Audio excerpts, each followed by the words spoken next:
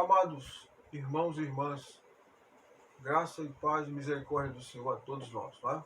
Vamos começar mais uma aula neste domingo, desta EBD, e tem a lição por título, Deus, tá?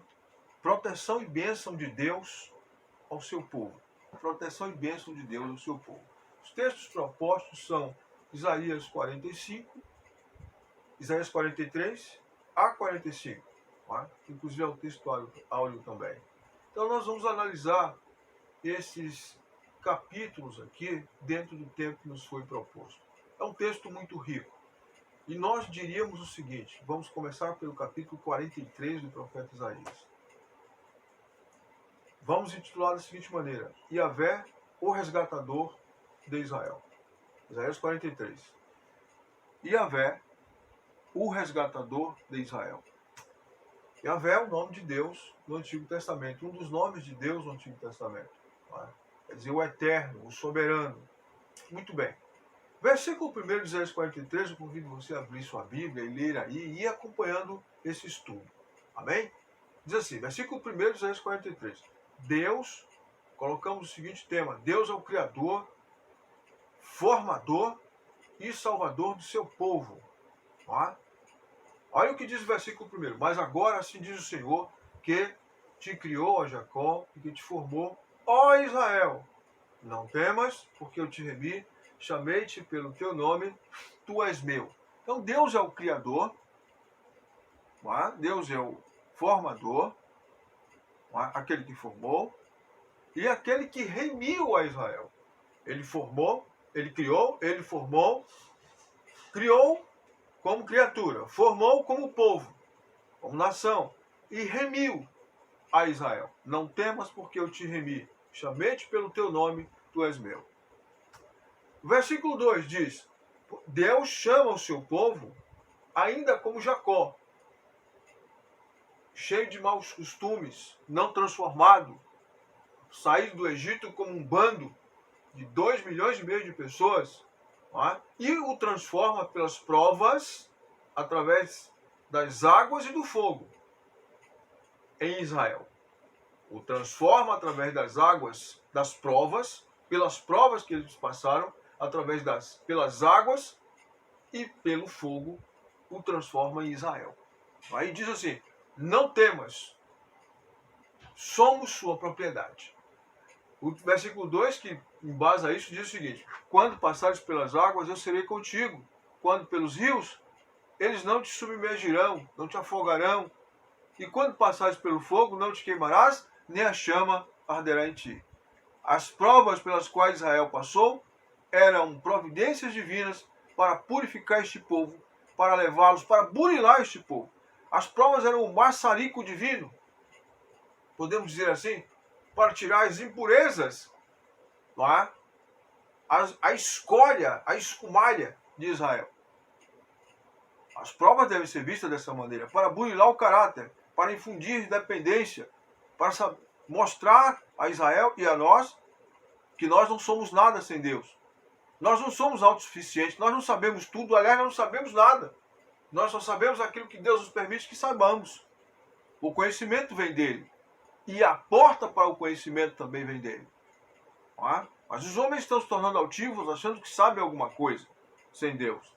Quando passares pelas águas, eu serei contigo. A questão não é se passares. Observe que o texto não diz se passares, mas diz quando passares. Porque todos passaram pelas águas e pelo fogo. Pelas águas da tribulação e pelo fogo da tribulação. Não é se passares. Todo servo de Deus, o próprio povo de Israel passou por isso. E nós também vamos passar. Quando passares.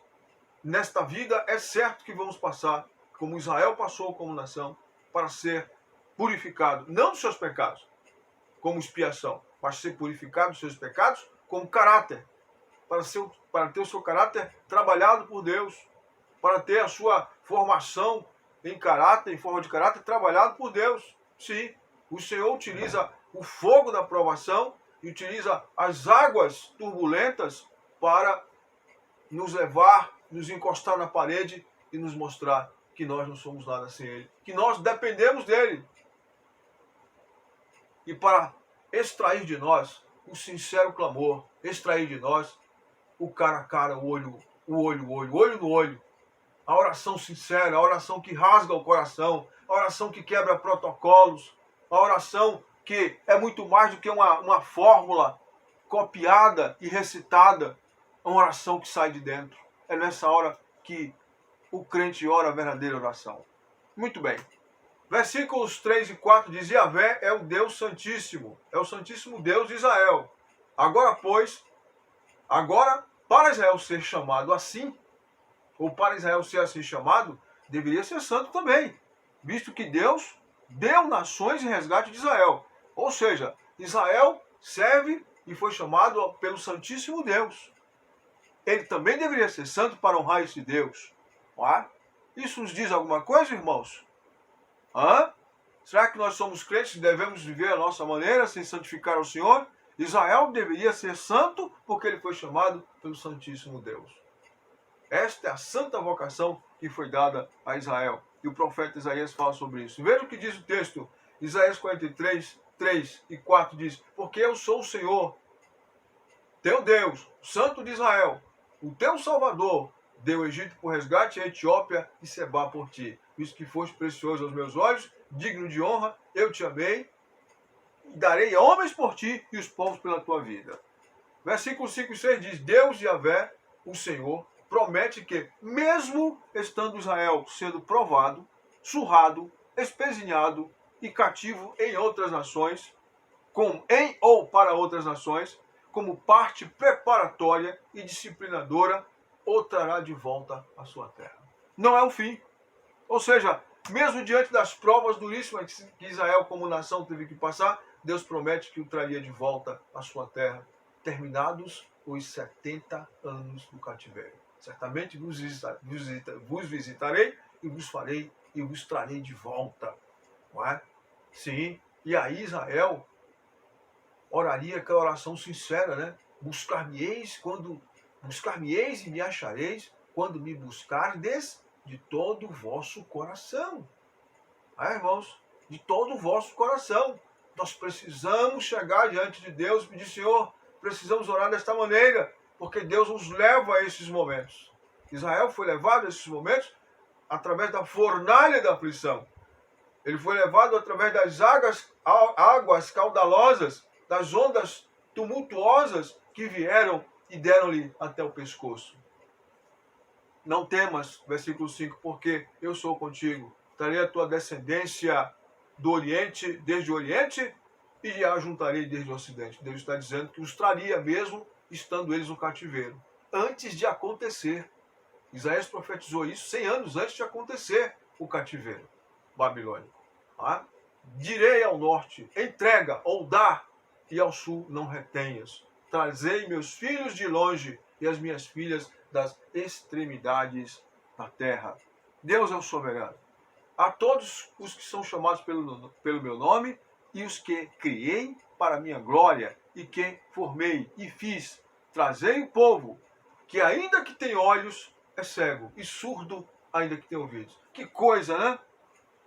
O versículo 8 diz: o povo de Deus, mesmo com tantas inequívocas bênçãos e provas do amor de Deus, ainda assim não enxerga os inúmeros benefícios feitos pelo Senhor.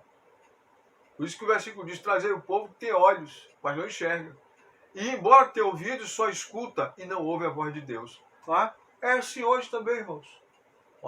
Nós não vemos os benefícios diários, os milagres diários que Deus nos apresenta. Que coisa triste, não é? Além dos milagres, das bênçãos do seio da madre, as bênçãos celestiais, as bênçãos da salvação, as bênçãos de acordar, irmãos? As bênçãos de andar, as bênçãos de ter os órgãos funcionando. Isso não é por acaso, isso é um Deus, isso é providência de Deus, é um Deus cuidadoso, um Deus zeloso que cuida de nós e que nos mantém vivos para a sua glória e para os seus santos, retos e firmes propósitos. E diz mais: vós sois as minhas testemunhas, diz o Senhor, o meu servo a quem escolhi, para que os saibais e me criais e entendais que eu sou o mesmo, e que antes de mim nenhum Deus se formou, e depois de mim nenhum Deus haverá.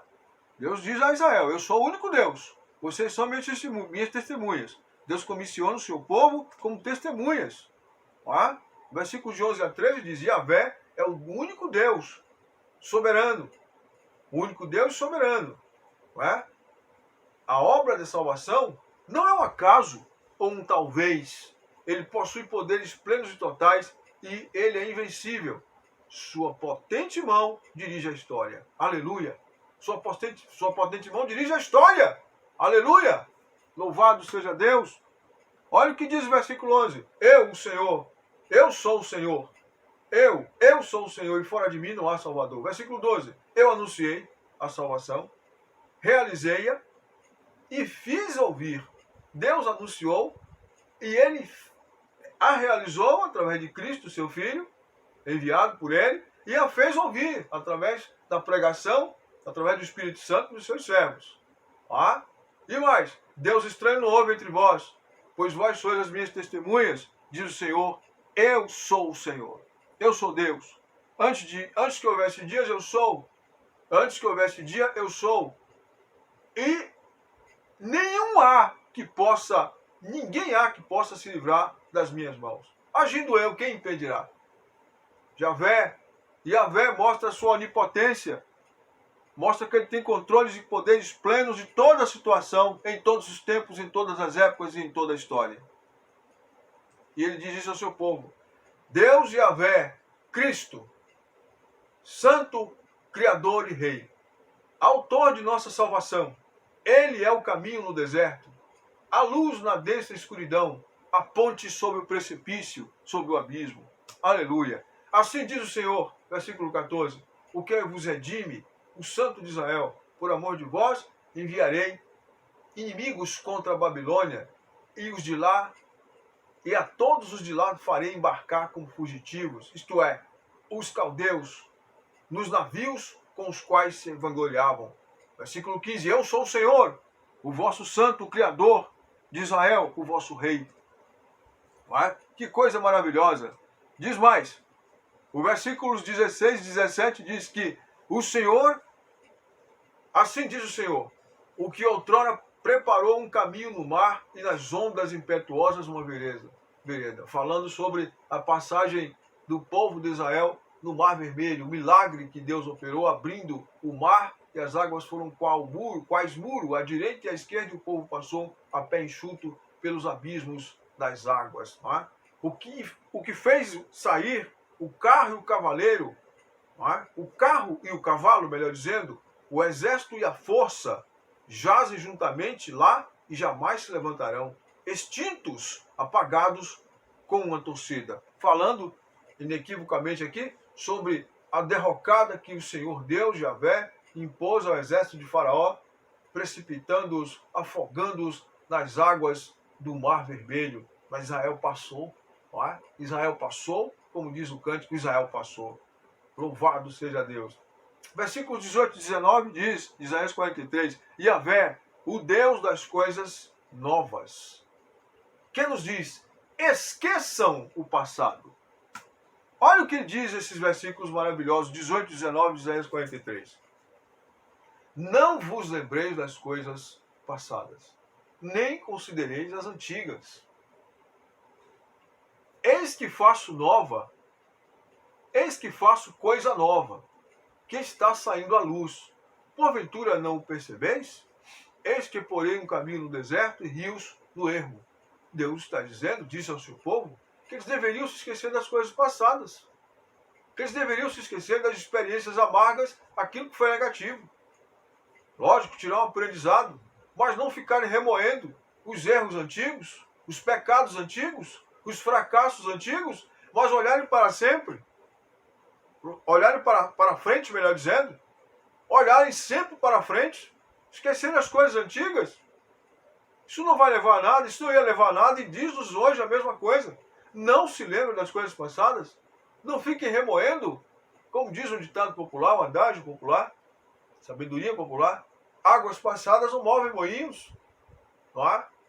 Por que renovar a contenda? Por que ficar relembrando do erro do passado?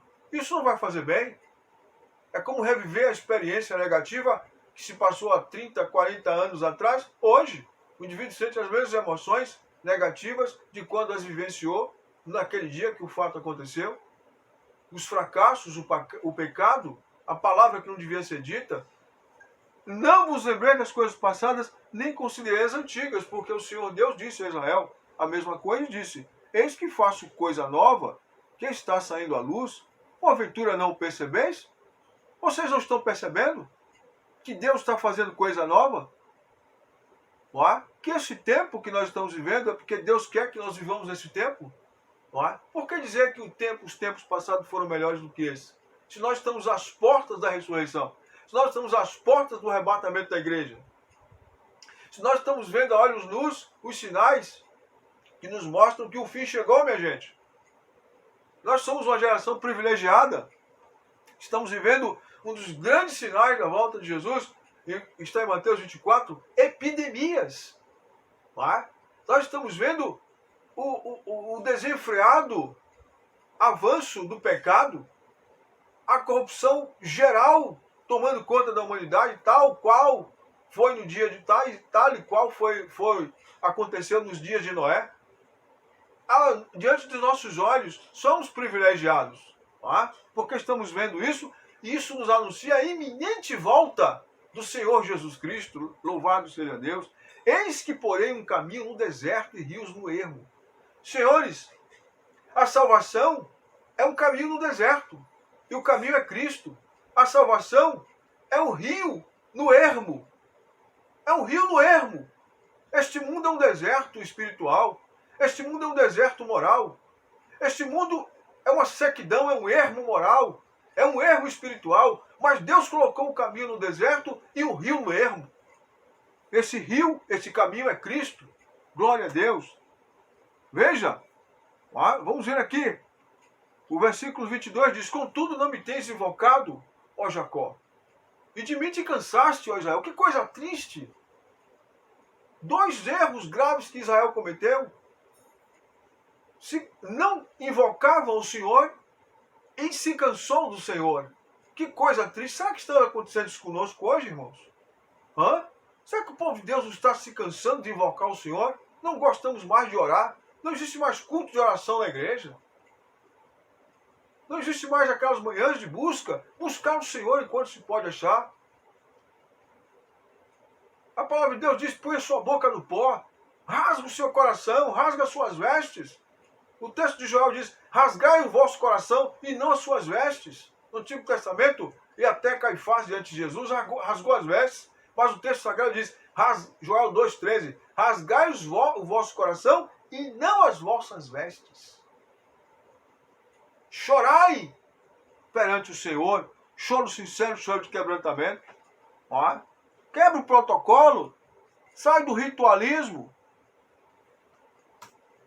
Não me compraste por dinheiro cana aromática, nem com a gordura de teu sacrifício me satisfizestes, mas me deste trabalho com os teus pecados e me cansaste com as tuas iniquidades. Olha o que Deus está dizendo. Vocês me deram trabalho com os seus pecados e me cansastes. O eterno é uma linguagem, é claro, antropomórfica, porque Deus não se cansa.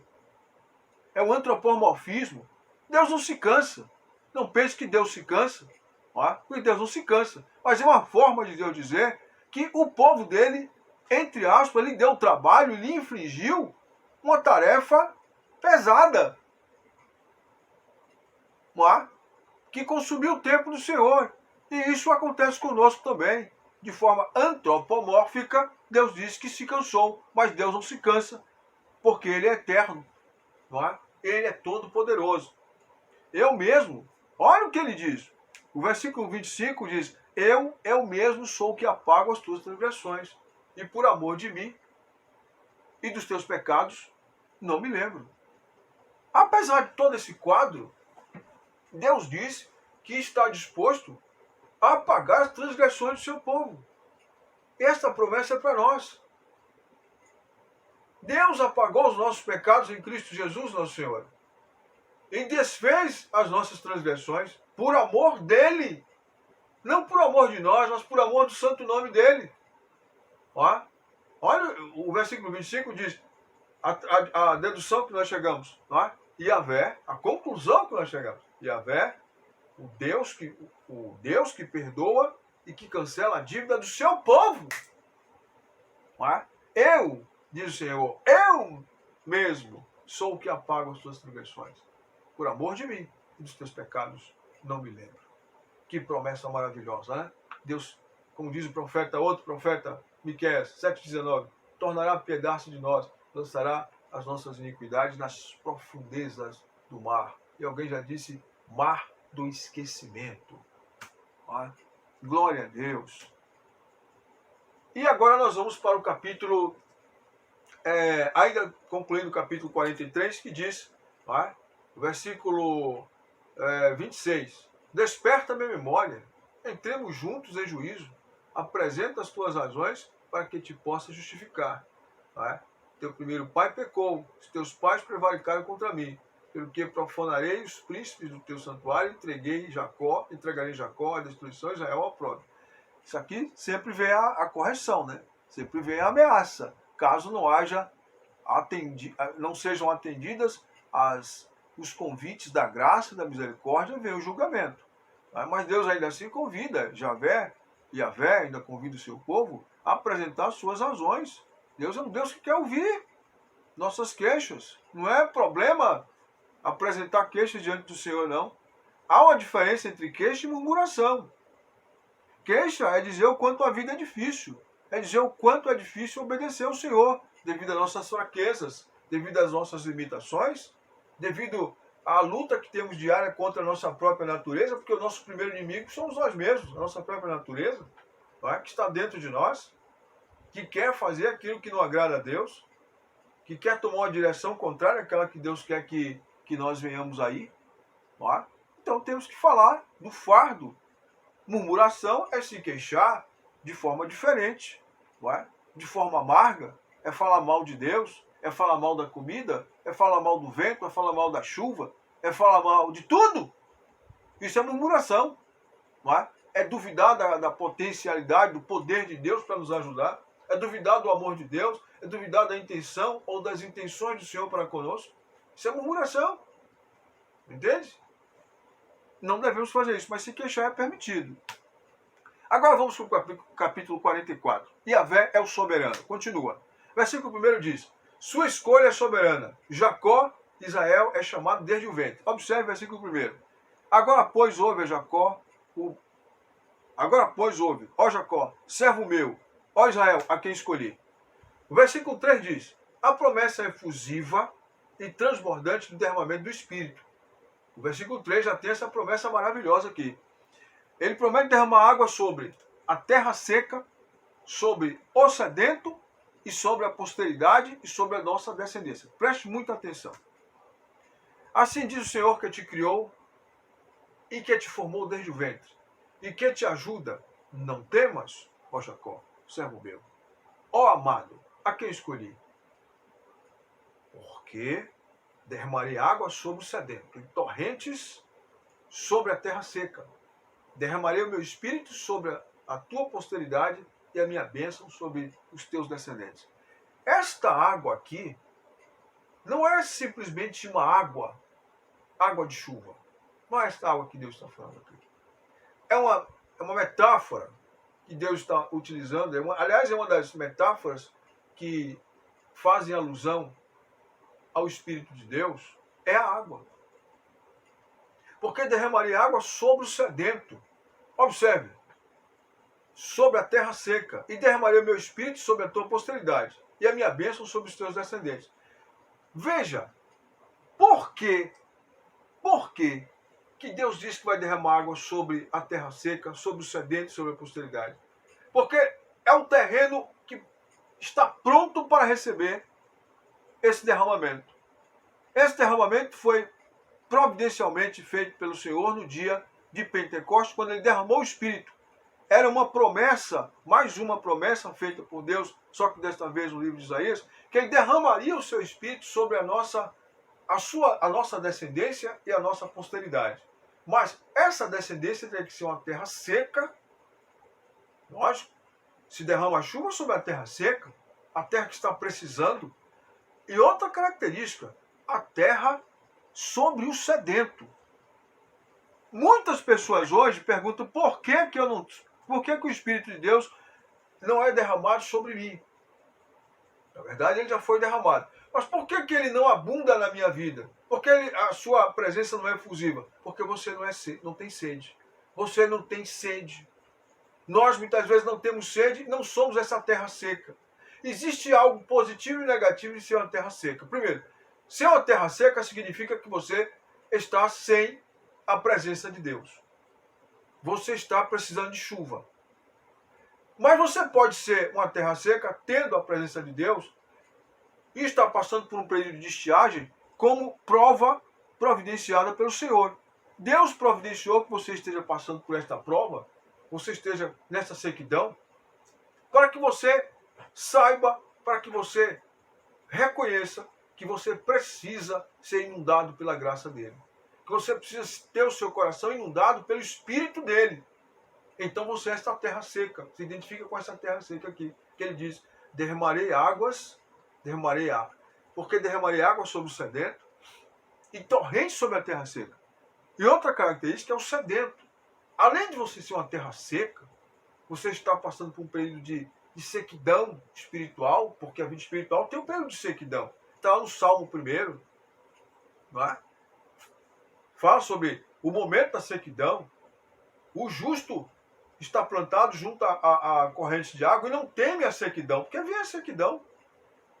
Não teme o versículo, o capítulo 17 de Jeremias diz que o justo não receia quando vê o calor, vê o período da seca, vem. Mas isso é providenciado por Deus, como são períodos cíclicos que o povo de Deus passa, que o crente individual passa. É o momento da sequidão, é o momento da prova. Para quê? Como preparação para a chuva que virá. A chuva temporã e a serôdia, a bênção do Senhor, o derramamento da graça de Deus para inundar a nossa vida. Não é para nos destruir, mas para nos fazer dependentes dele. Porque é do alto que vem o socorro, é do alto que vem a bênção. E o sedento, além de estar com a terra seca, tem sede de Deus. Como disse o salmista no Salmo 42, a minha alma tem sede de Deus, a minha alma tem sede do Deus vivo. Será que nós estamos indo à igreja hoje, irmãos, porque temos sede de Deus? Temos sede do Deus vivo, sede da presença do Senhor? Ou estamos cumprindo um rito? Apenas um rito e nada mais. Temos sede de ler a sua palavra, temos sede de orar, devemos buscar por isso. Ah, mas é fanatismo. Não, não é fanatismo. Os maiores homens da história tiveram sede de Deus. Deus quer que o seu povo tenha sede dele. Preste muita atenção.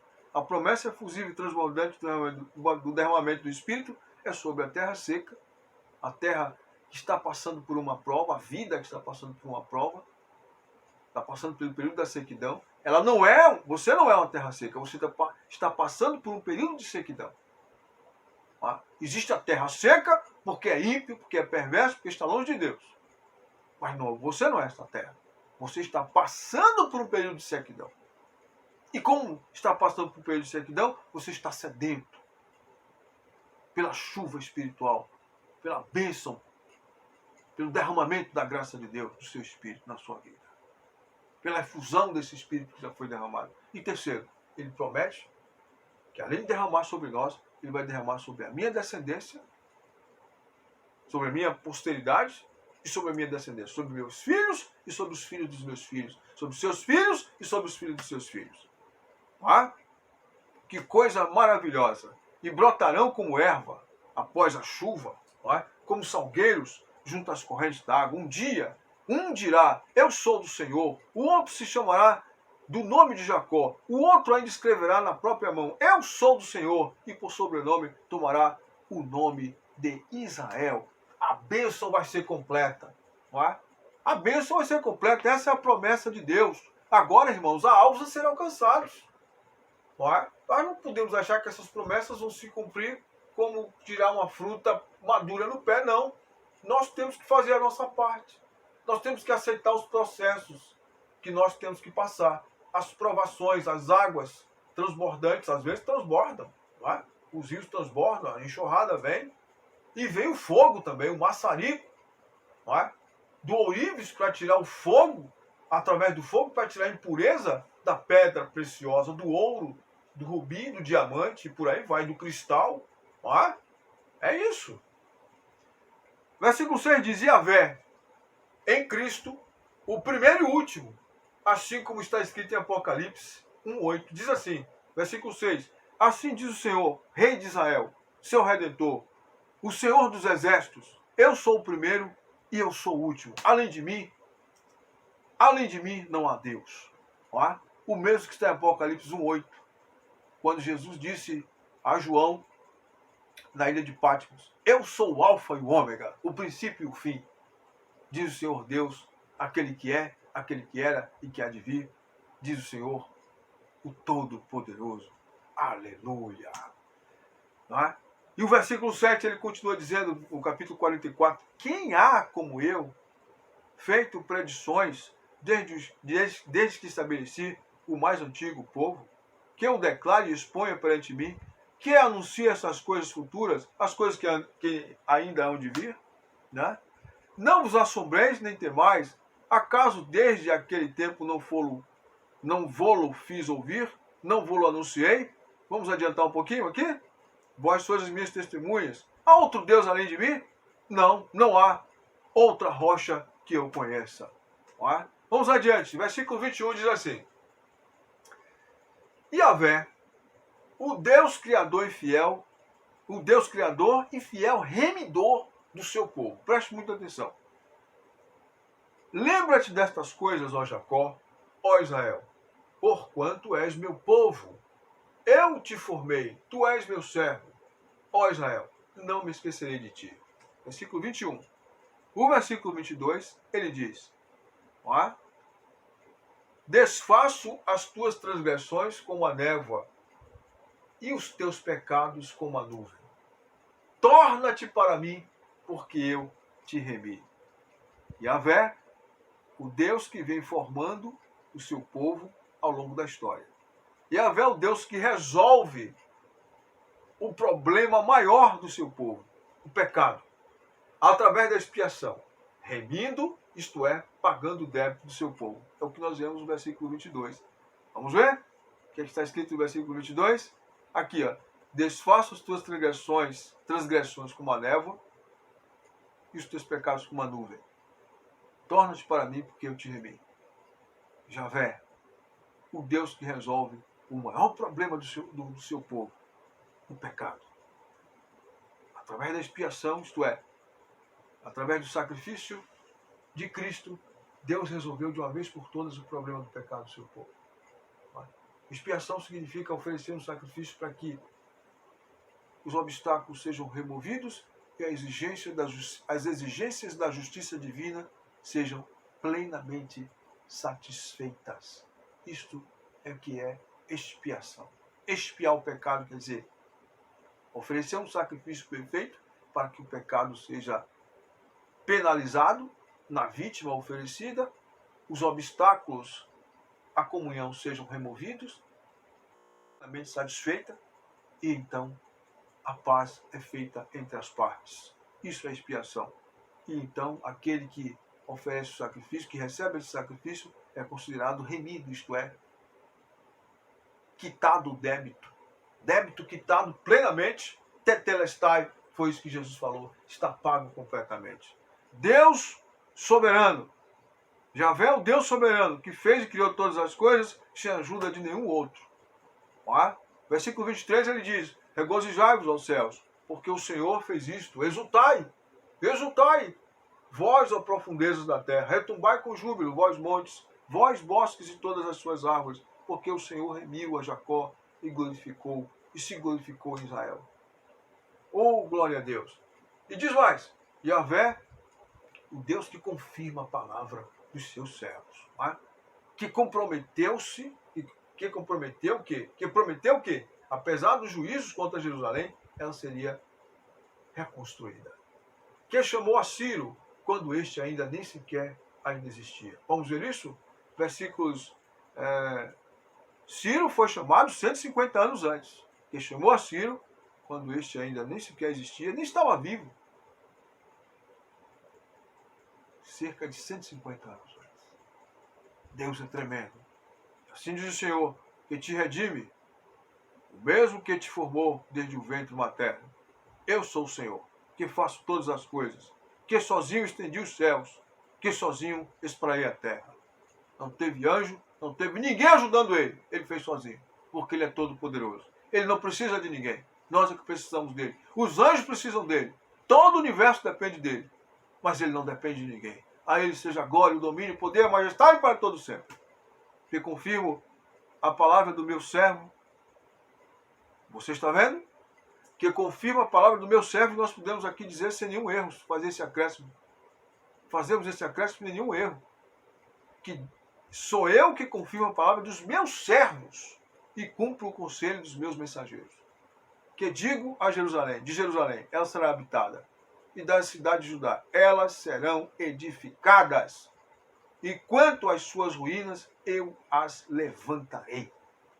Sim, mesmo devastada, mesmo queimada a fogo, destruídos os muros, Deus diz, ela será edificada. Ele disse isso antes do cativeiro acontecer, 150 anos antes, através de Isaías. E usaria para a realização dos seus propósitos, usaria Ciro, como foi peça fundamental no edito que liberou o povo a voltar para Jerusalém e reedificar o templo, uma casa ao Deus do céu. Aleluia. Agora vamos ao capítulo 45, que continua falando. Assim diz o Senhor, ao seu ungido, a Ciro, a quem tomo pela mão direita para bater nações ante a sua face, e para descingir os lombos dos reis, e para abrir diante dele as portas, que não se fecharão. Preste muita atenção. Deus, mais uma vez, falando sobre Ciro, Isaías, profetizando que Deus iria usar um homem de nome Ciro, 150 anos depois, para cumprir os seus propósitos. Yahvé, ele já está adiante. O nosso Deus, irmãos, está adiante. Veja, Yahvé é o Deus que é o Senhor e não há outro. Versículo 5 e 6. Versículo 2 diz, Yahvé é o Deus que está adiante. E o outro tópico que vamos analisar em seguida diz, Yahvé, o Altíssimo que formou a luz e cria as trevas. Ele é o Senhor. Vamos ver isso? Versículo 2 diz, Yahvé é o Deus que está adiante. Não é? Olha o que diz o versículo 2. Eu irei adiante de ti, endireitarei os caminhos tortuosos, quebrarei as portas de bronze e despedaçarei as trancas de ferro. Dar-te os tesouros escondidos e as riquezas encobertas, para que saibas que eu sou o Senhor, Deus de Israel, que te chama pelo teu nome. Deus está falando de Ciro, que ainda viria a existir 150 anos depois. Onisciência em ação, a onipotência, porque Deus chama as coisas que não são como se já fossem. Só Ele pode fazer isso. Ele está adiante, Ele já está no amanhã. Você não está, eu não estou. Meu irmão, Deus está lá na frente. Deus está nos anos que estão por vir. Deus já está em 2022, eu não estou, você não está, nem sabemos se vão chegar, mas Ele já está. Mas se Ele permitir que nós cheguemos, Ele já estará. Ele já está lá. Ele já está no seu amanhã, no meu amanhã. Por que nós nos afligirmos tanto? Falta de fé. Falta de confiança, falta de firmeza, falta de conhecimento. Deus já está lá. Significa dizer que nós não devemos orar no momento de aflição? Não, não é isso que está dizendo. Significa dizer que, primeiro, no dia da aflição, nós não devemos pensar que Deus não está lá, que Deus chegou atrasado, que Deus ainda vai chegar para nos ajudar. Não, Deus já está lá. Antes de nós, Deus já estava lá. Nós só precisamos clamar a Ele para que Ele se manifeste. Louvado seja Deus. Por amor do meu servo Jacó, Israel meu escolhido, eu te chamei pelo teu nome e te pus o sobrenome, ainda que não me conheça. Deus falando sobre Ciro. Eu sou o Senhor e não há outro. Preste muita atenção. Eu sou o Senhor e não há outro. Além de mim, não há Deus. Eu te cingirei ainda que tu não me conheças. Falando sobre Ciro. Eu vou usar você mesmo que você não conheça. Porque Deus é soberano. Ele usa quem quer, como Ele quer, quando Ele quiser. E quando Ele quer. Mesmo que o indivíduo não conheça, Deus usa. Eu te cingirei ainda que tu não me conheças. Que história é essa de pensar que Deus só usa crente? Não é? Deus usa o pecador também, porque Deus é soberano e não se contamina com ele. Procure saber disso. Procure entender isso. Deus é soberano. Deus é soberano. Deus é o soberano. Ele não é um soberano, ele é o soberano. Né?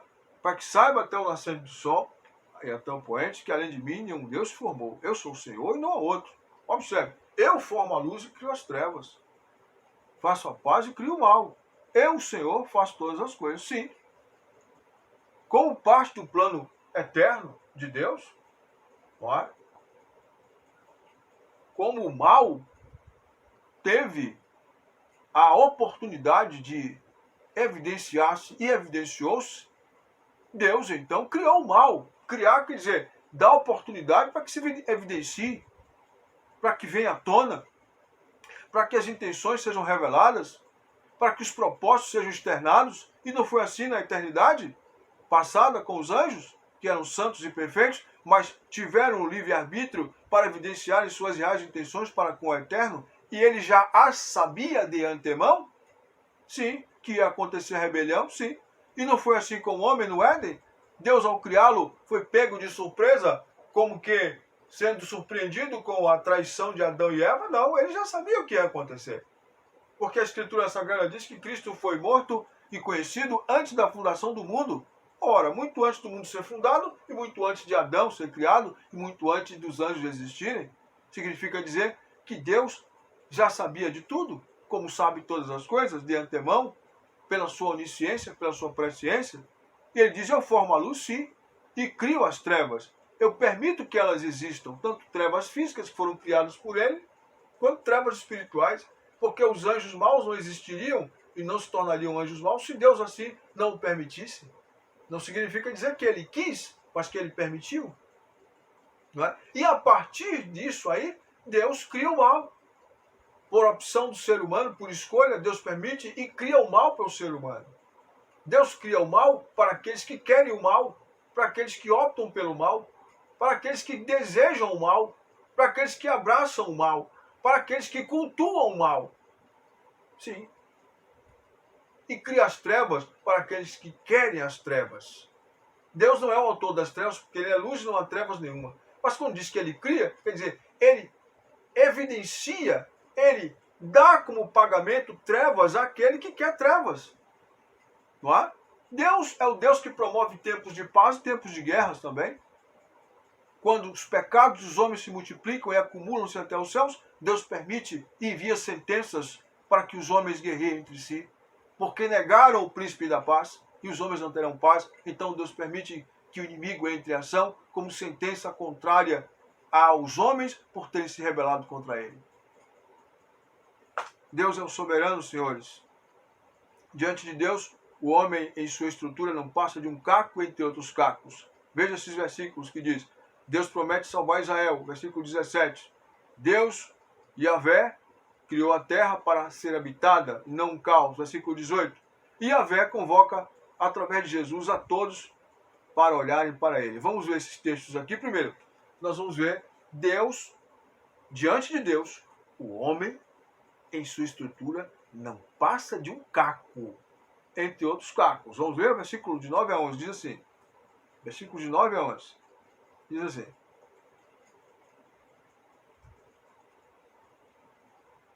Destilai aos céus dessas alturas, e as nuvens chovam justiça. Abra-se a terra e produza salvação, e juntamente com ela brote justiça. Eu, o Senhor, as criei. Versículo 9.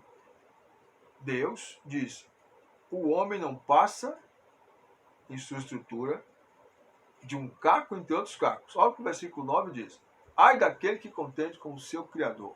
Ele não passa de um caco de barro entre outros cacos. Acaso dirá o barro ao que lhe dá forma que fazes?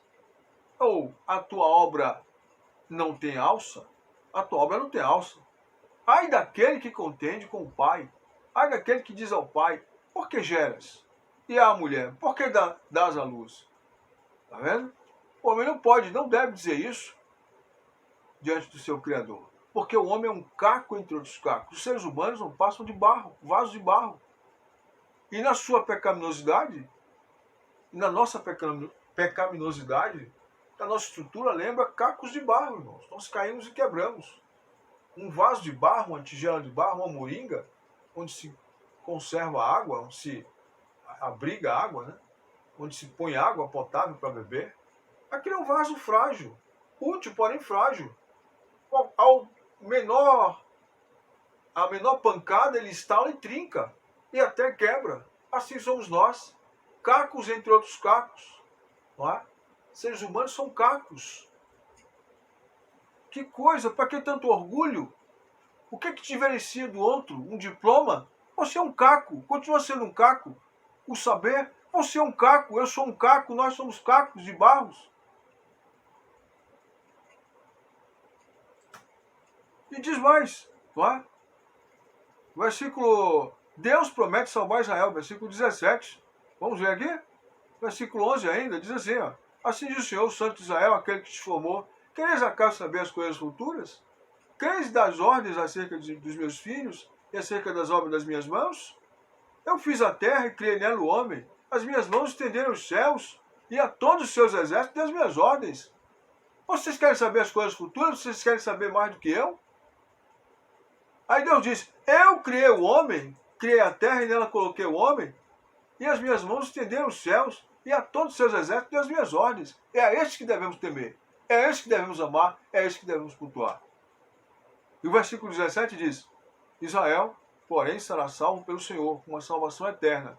Não sereis envergonhados, nem confundidos em toda a eternidade. É o que está aqui, ó, nesse tópico. Vamos para a conclusão desse estudo, dizendo que Yahvé é o Deus que criou a terra, o Senhor Deus Todo-Poderoso, para ser habitado e não para ser um caos. Isso está no versículo 18. Veja o que diz o versículo 18, Isaías 45. Diz assim, porque assim diz o Senhor, que criou os céus, o Deus que formou a terra, que a fez e estabeleceu, que não a criou para ser um caos, mas para ser habitada. Eu sou o Senhor e não há outro. Várias vezes observe que Deus diz, eu sou o Senhor e não há outro. Eu sou o Senhor e não há outro. Eu sou o Senhor e não há outro.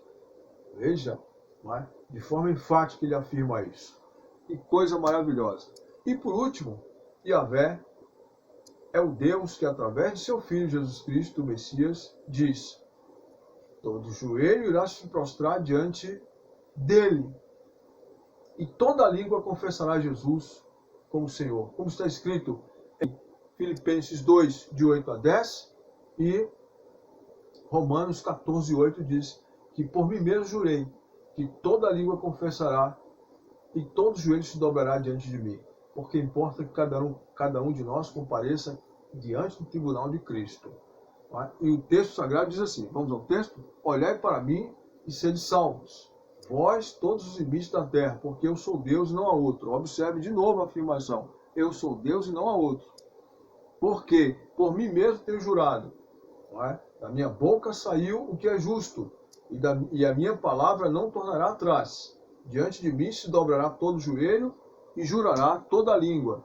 Diante de mim se dirá, então somente no Senhor há justiça e força. Até ele virão e serão envergonhados todos que se irritarem contra ele.